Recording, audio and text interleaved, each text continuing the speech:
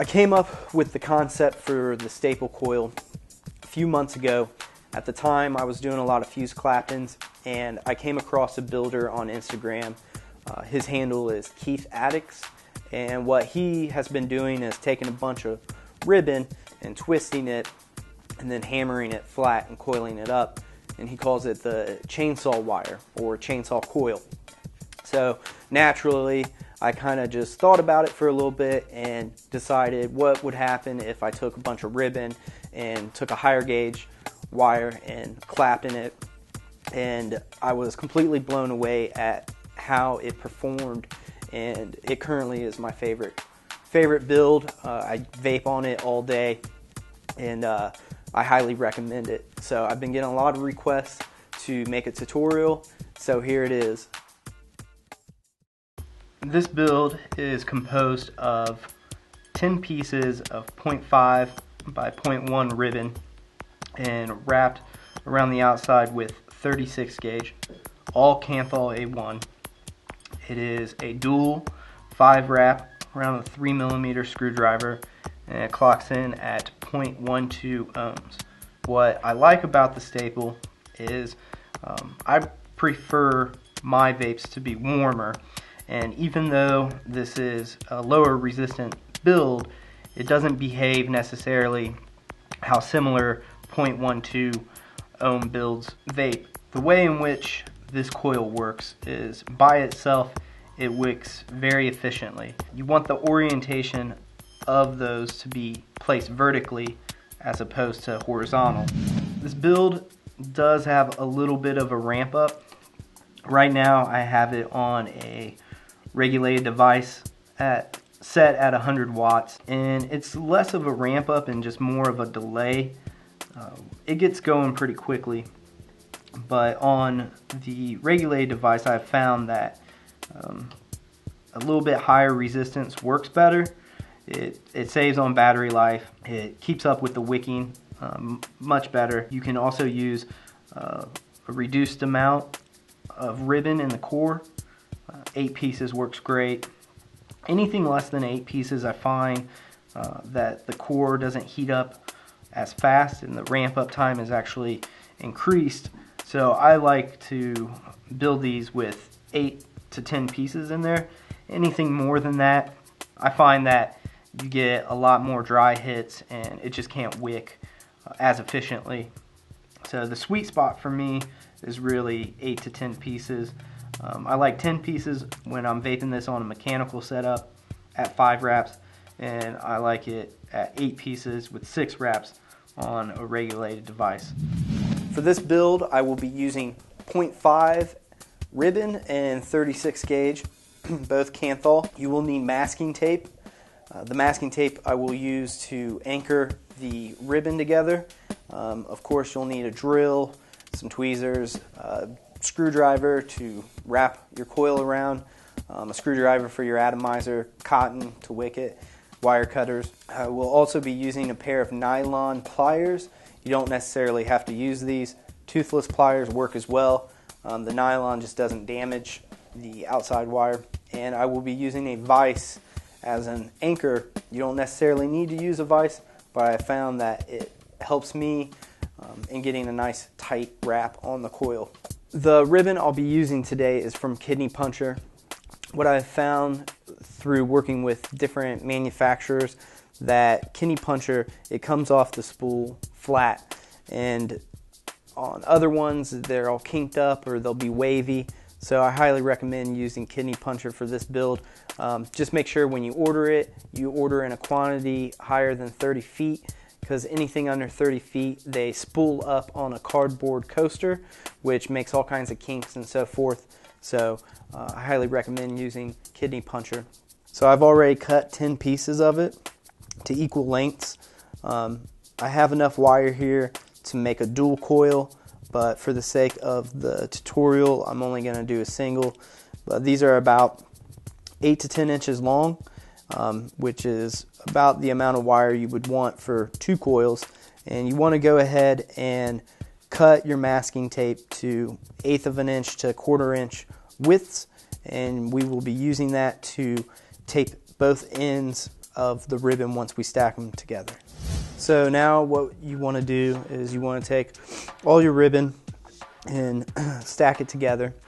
And this could take some practice, but you want to make sure that you don't have any bent ends or anything so that they'll lay on top of each other evenly.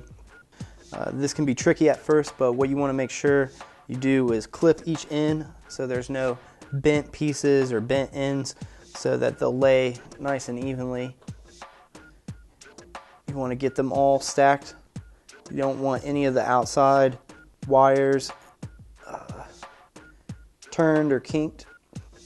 So one thing that helps when you're trying to get these all to lay on top of each other is to not focus so much up at the end, but kind of a little bit down there. And once you get them to start to fall into place, run your fingers down the length of the wire. It'll help position them where they need to be. And then once you have them nice and tight, we'll go ahead and use the masking tape to tape the end. So what you want to do is, I recommend you cut a couple extra pieces. You only need 2, but if you mess up during this process, you'll have a couple extra pieces, so you don't have to put this down and try to get it to sit flat again. So on the side, on the anchor that's going into the chuck of the drill, you want to make sure that you get the tape on there nice and tight. On the free end, it doesn't have to be on there so tight. So I'll lay it along the short side of all the ribbon and kind of sandwich it over. And this whole time you want to maintain pressure on that, keeping them together. I've found masking tape works the best for me. It's tacky enough to where it holds on well, but not too well. I've tried Scotch tape, electrical tape. Electrical tape is too sticky, and it doesn't allow enough room to play with it. So once you get that going, you just kind of want to let it roll on top of itself. And the most important thing for me is just maintaining pressure on this wire, keeping it together as I'm taping it.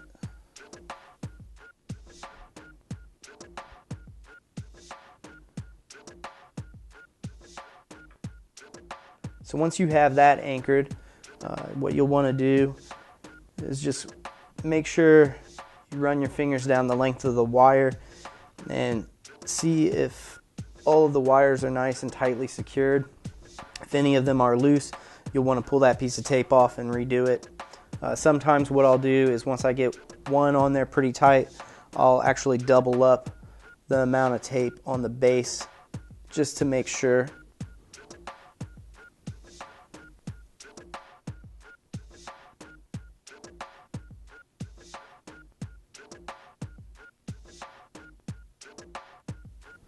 So then, once you get your end secured, run your fingers down and try to stretch out all the pieces.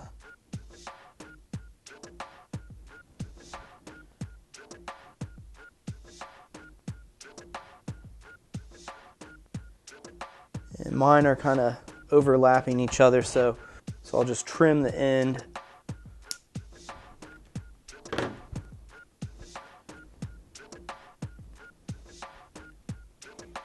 And so I'm holding pressure and running my fingers down the short side of the ribbon.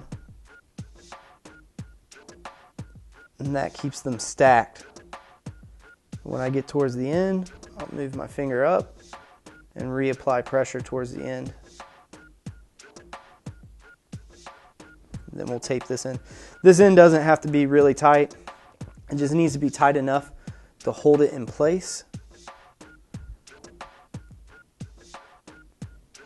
but not too loose to where the tape is coming off.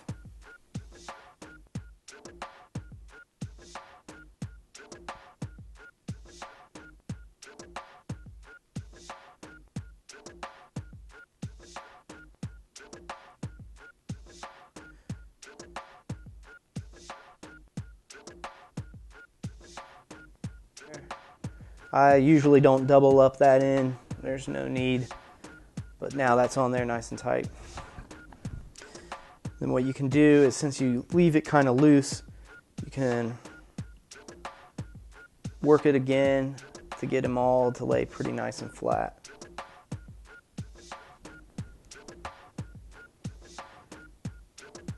It's ready to go. I'll actually start by hand wrapping it around, and what I like to do is just get it on there and wrap it around the tape. This helps keep the tape in place and provides a nice strong hold on it.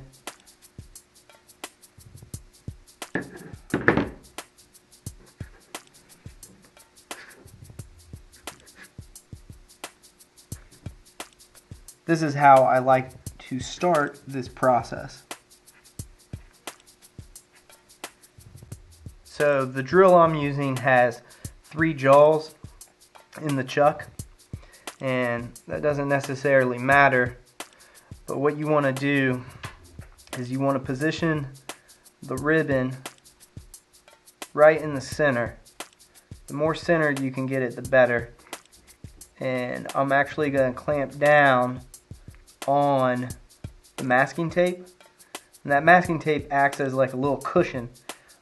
It helps seat it, get it a little bit more centered, and you can tighten down without spreading the ribbon apart, as opposed to tightening down on just the ribbon.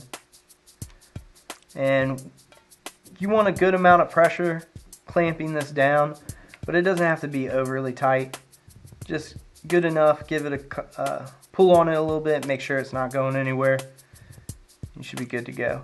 What we're going to do is we're going to start off real slow. The reason why is this ribbon is real springy as opposed to a round piece of canthal. And so what happens is when you start off, the loose end here wants to flap around, and you got to be careful, because if you go too fast, it can come back on itself or kink up or twist. So to try to not have that issue, we'll just start off slow. Slow and steady is the best way to wrap this. And what you'll notice is the further you work down the wire, the stiffer it gets and the easier it becomes to wrap it. So the first inch to 2 inches can be the hardest. Okay, so at the start of this, it can be really tricky. Like I said, you want to go slow, and it might take a while for you to kind of get the feel of doing this technique. You don't have to use this technique. Quite honestly, you can put the spool down on the table and clamp it down, but still have it move freely. But it can take some time getting used to.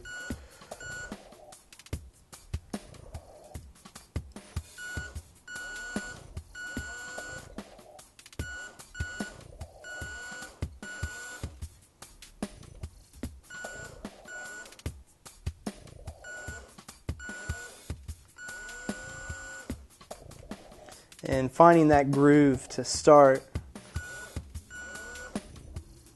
might take a minute. So once you find your groove and you get comfortable, if you just maintain that same speed, you can actually cover quite a bit of wire.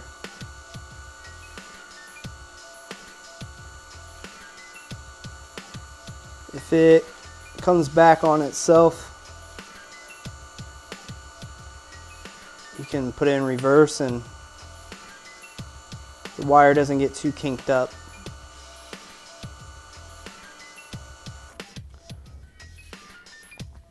So I'm holding the spool just far enough away to where my index finger isn't applying any extra pressure to it, and it's kind of just floating there. When you want to ease into this.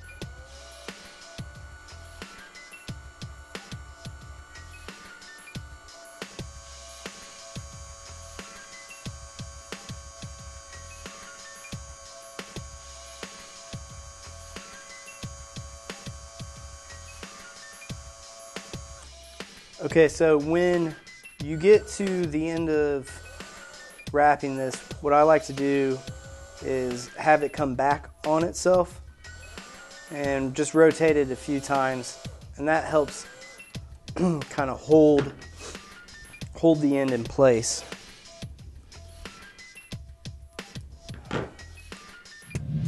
The name of the staple coil actually came from the finished product of the wire. Once it's all made, it has a square rectangular look to it, and it actually looks like a row of staples that you would put into a staple gun. So that's how the name originated. Now that we've made the wire, all we have to do is wrap it. And what I'll be using is a 3mm screwdriver along with this vise. And why I use the vise is it secures the wire very nicely. And I only use this for stiffer wires or wires that are harder to wrap. But what it allows me to do is whatever I'm using to wrap it around, I can pull up away from the vise, and that keeps a nice amount of tension on it. And so I get a nice tight even wrap, especially on the first coil. And I will be using these nylon tip pliers. I picked these up at my local arts and crafts store. You don't have to use these again, but the nylon doesn't damage the outside 36 gauge while you're wrapping it. Toothless pliers work. I used to use those all the time, but it kind of makes it look, it doesn't look the prettiest. So it's purely an aesthetic thing. So a lot of people have struggled with wrapping this coil, and what you'll find is when you go to wrap it, the wire naturally wants to twist edge side. So what you want to do is when you're wrapping it, the first half rotation of your wrap, you kind of just want to push it onto whatever you're wrapping it around. You just want it to fall into place. And then that last half rotation of the coil is when you can actually pull on it and give it some tension and tighten it up. If you try to force it into a coil form from the beginning, it's gonna twist on you. It also helps to have some pliers as well. So if it does start to twist on you, you can grab it and kind of bend it back into shape. Keep tension. I'm pulling the screwdriver towards me and pushing away from me with my thumb, and I'm just going to let it fall into place here. And when I get the lead coming back towards me is when I'll grab it. I'll grab the coil on the screwdriver and then grab the end of the wire and really pull it towards myself. And then I'll begin the next wrap same way. Just want to be nice and easy with this. It's starting to turn a little bit, so I'll straighten it back out. And you don't want to force it, just let it fall into place. Hold tension. Pull it towards you. Straightening out the lead.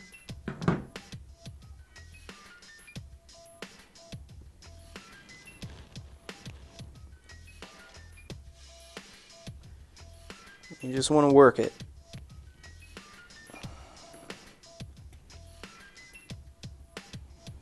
Hold tension. Pull it towards you.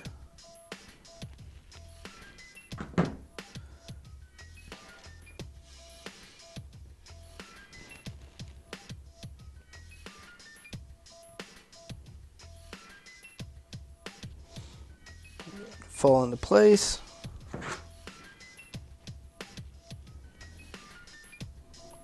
Pull it tight. And we'll do 5 wraps.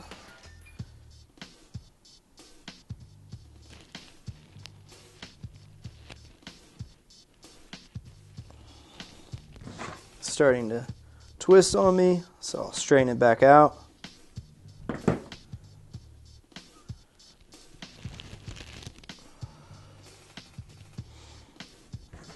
then what I like to do is when I complete my last wrap, when I pull it towards myself, I'll also bring the screwdriver towards me as well and really pull on it.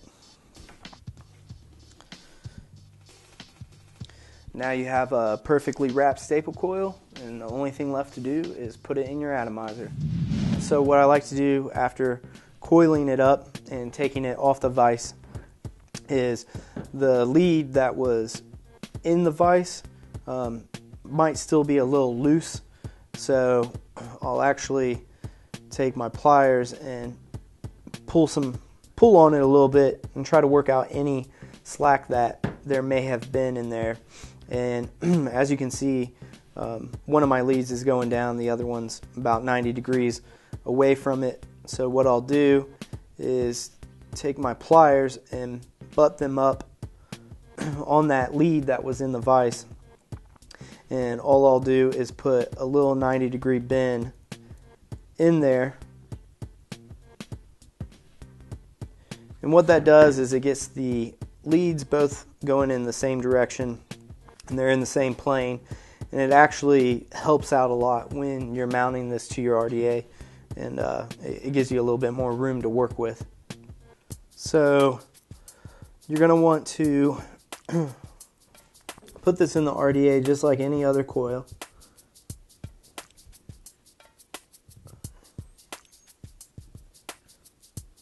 So what I'm doing here is I'm getting the coil as close to the post as possible. I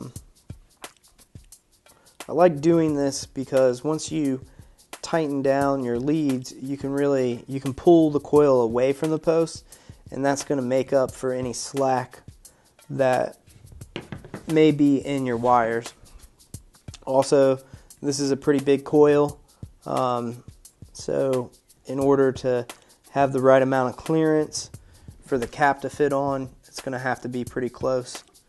So once you're happy with where it's positioned, go ahead and tighten down your leads.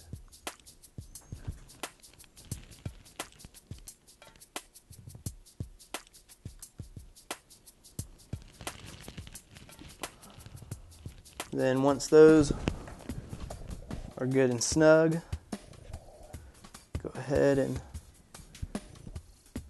cut your leads off.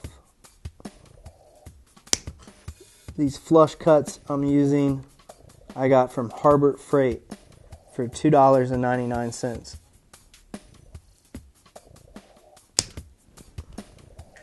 And they work great. So now that that is on there, you can begin to work it, straighten it out, pull it away from the post a little bit, and push it in.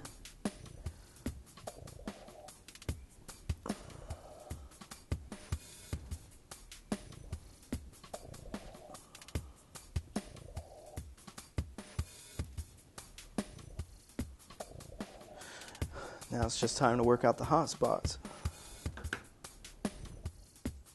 When I first start working out these hot spots, I just like to barely pulse it a little bit and let the coil get warm. Then I'm using ceramic tip tweezers, which are awesome. I highly recommend using these because you can actually hold on to the coil as you're pulsing it.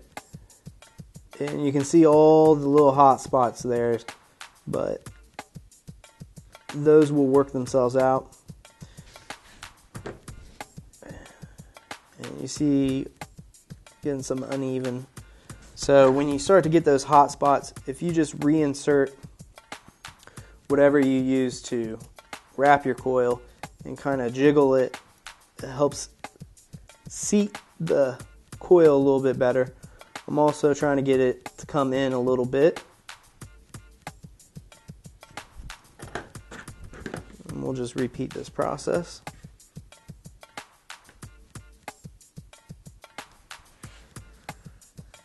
And now it's glowing nice and evenly from the inside out. No hot spots. Now it's just ready for a wick.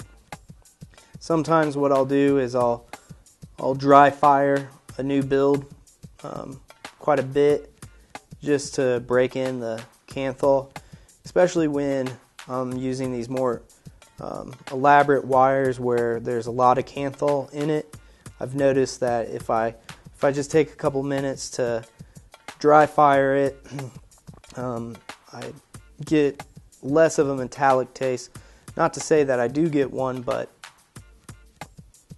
it just helps break in the coil. So when you go to wick this coil, the most important thing about wicking this coil is that you want your cotton in there nice and tight, like really tight. I've noticed a couple times when I've gone to re-wick these and so forth, if I get lazy and I put the cotton in there kind of loose, it doesn't wick that well.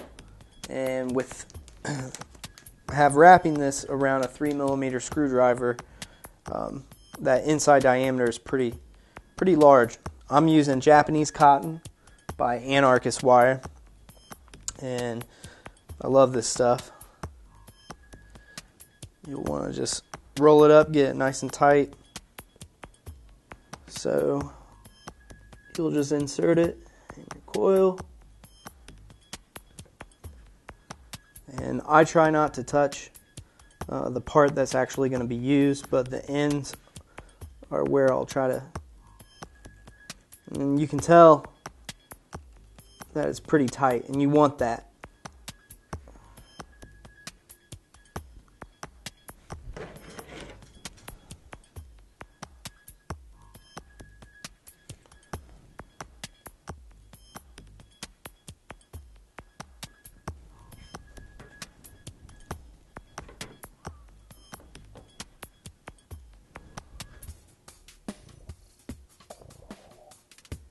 Here you can see that just soaking up that juice.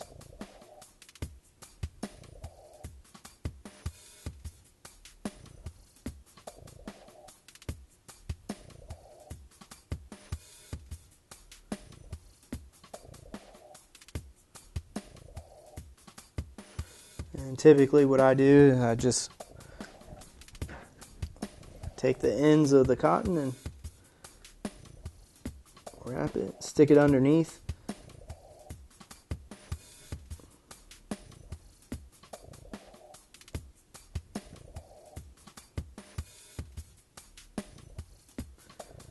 It's important to leave a gap or a space underneath the coil because you want air to flow underneath that, but you also want to allow the coil to breathe and let vapor exhaust through that way as well.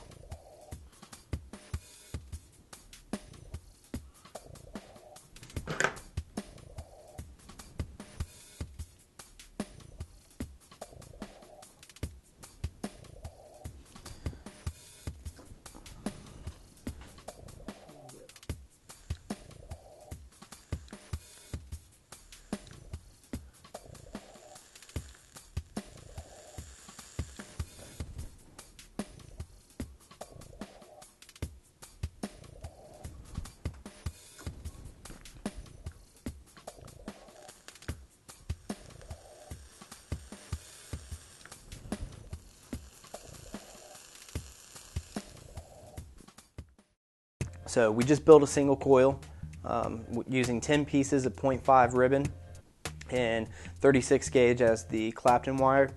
And we did 5 wraps around a 3mm screwdriver, and it clocked in at 0.25 ohms. So this build is perfect for me because I prefer flavor over clouds, and it still puts out great vapor production.